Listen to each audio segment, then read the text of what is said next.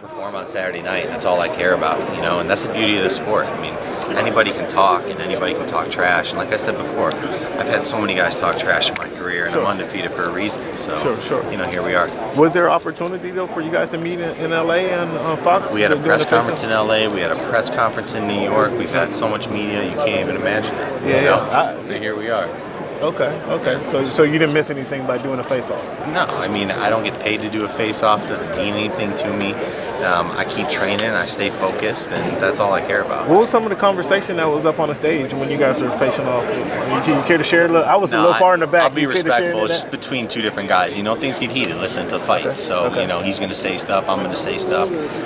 But I'll keep that between us. It's all professional from your standpoint. It's just part of the business. Is that what you see? For me, it's all professional for me. He's going to stick a gun in my face, like a handgun. I mean, you see what kind of person he is. So I'm trying to bring class. I'm trying to bring professionalism to sport because you have people that look up to boxing, and that's what I'm going to bring. Some of my idols are guys like Miguel Cotto or Manny Pacquiao, who's on the other card. Guys that had fun, handled their business, did it professionally, and then won inside the ring. And that's the kind of fighter I am. You were asked about your weight. Yes, sir. Is that a challenge for you? No, in fact, I think we should have gone to 168 earlier. I just never had really the proper nutritionist and the proper system in place. So if anything, I mean, this weight cut's been easy. I mean, you guys can see in my face right now, I don't look drained. I don't look like a skeleton. And you'll see the same thing tomorrow. So I'm grateful for my team and a lot smarter people than me that are telling me what to eat and what to drink. Yes, sir. I think you'll make weight tomorrow. I know I'll make weight tomorrow. Yes, sir. Anybody else? Seemed to ruffle your feathers a little bit. He didn't ruffle my feathers. I just think you get heated. Anytime you're in front of somebody, the fight's so close now, man. So everything, the testosterone's up. You're feeling that moment. I can't wait to put my hands on him, man. I know once he feels my power, he's going to realize he's in a different class. He's been fighting all these middleweights. He knows it. Look at his record. All these guys are middleweights that they bring up to 168.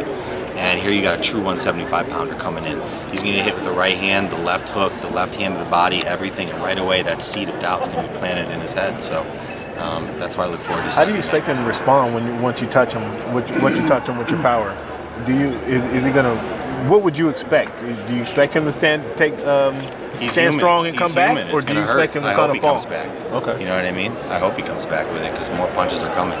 So what's your prediction for tomorrow? I win for Saturday. And new. That's my prediction. Do you think he's overlooking you? Because his confidence is on the 20. His mouth is on the 20. You can feel his body language and his fear. I can feel it and sense it. People talk when they're insecure and they're really scared. His mouth is on a 20. His confidence is on a 20. We know you got the Notre Dame background and all that good stuff. Do you think he's overlooking the cerebralness that you're gonna bring to the ring, that you're gonna be playing chess? I think so. I mean, listen, that he tries to see that as a negative, but I worked my ass off to get into that school and better myself. I mean, how are you gonna look down on somebody that worked their ass off, paid their own way through school with jobs all throughout since I was 9 years old? And so, I wanted to better myself, and Notre Dame gave me an incredible opportunity to do that. And so I would never fault anybody for doing that, And honestly, along the way, I got to help so many people get involved in so many different Notre Dame children's charities, ones that are still involved with today. I started a foundation. I've been able to help a lot of people, So for me, this is much more than even just boxing. It's been a chance for me to chase my dream and do what I love and help people along the way. And I think that's a beautiful thing because that's the kind of legacy and person that I want people to remember me as. How personal is this fight? Because I got that internal smoke built up. It's not personal. I've never met the kid, to be honest. I never met him before. We don't have any mutual friends. We never sparred before. It seems personal for him, but I see that as a lack of confidence. So it's really not personal for me at all. It's a job, just like all 21 previous fights were. Tell us about working with Jamal Abdul. Jamal's been phenomenal. I've been with Jamal now for 7 or 8 fights, and Jamal's been in the corner for world champions. And most importantly, he's not just a boxer; he's a teacher, and he's become just a family member to me, man. I mean, that guy has been there through me through all the ups and downs, and even when I was dealing with a lot of autoimmune disease issues that brought me out of camp and had me layoffs, and in between fights, he was there for me, and he cares about me as a human being, and so I've got nothing but incredible things to say about Jamal. He's the reason that I am here today, about to win a world title. How motivated are you the fact that you're a heavy underdog? Do you take any stock in that? Is that laughable to you? I love it. I mean, all the pressure's on him, and you can see, and that's why he's running his mouth. I mean, all the pressure's on him with that, man. I go out there, I do my thing, I perform the best I can. I know I win this fight, but in terms of being the underdog, I'm not on Twitter and Instagram that much. I have someone else doing it. I don't want to hear other voices because I know that this is the most important voice that matters. It's all that matters, and at the end of the day, I've given this camp and everything I've got, and I've conducted myself in a way that I'm proud of. So at the end of the day, I can go to bed at night being proud of that. Why did you do the face-to-face? He was so fired up, he made it a point to call you out at the end of the press conference about all that. I don't know. Like I said, I can't get into his mind. I don't think he's the sharpest tool in the shed, and I think it's insecurity coming out.